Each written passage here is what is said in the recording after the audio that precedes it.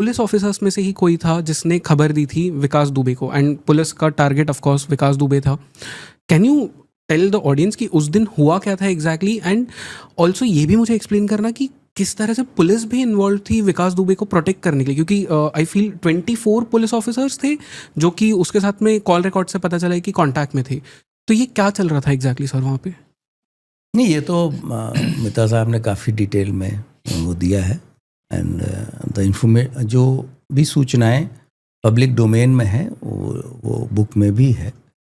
और इसका बैकग्राउंड मैं बताता हूँ, चूँकि विकास दुबे ओवरनाइट विकास दुबे नहीं होगा। विकास दुबे पिछले कुछ वर्षों से धीरे धीरे वो इस स्टेचर पे आ गया कि उस क्षेत्र में कोई भी इंडस्ट्री नहीं चल सकती है जब तक कि उसे कोई पैसा न दे, हफ्ता न दे या महीना न दे या चौथ न दे।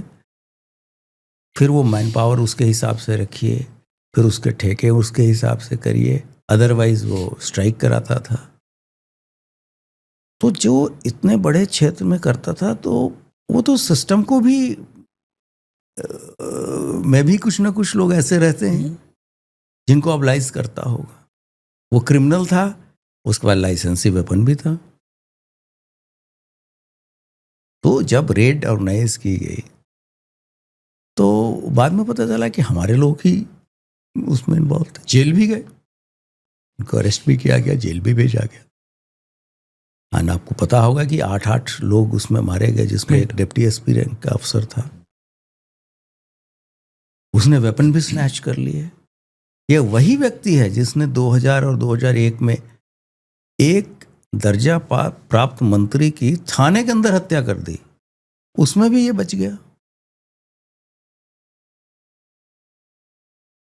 तो जब वो डेमोक्रेसी के हर एक पिलर को मैनेज करके चल रहा या उसके जो कमियां हैं उसका एडवांटेज उठा रहा, तो आपने देखा होगा कि उसकी कैसे उसको टेलीकास्ट किया जा रहा था लाइव। उसको भी तरह तरीके से जोड़ा जा रहा था। कोई उसको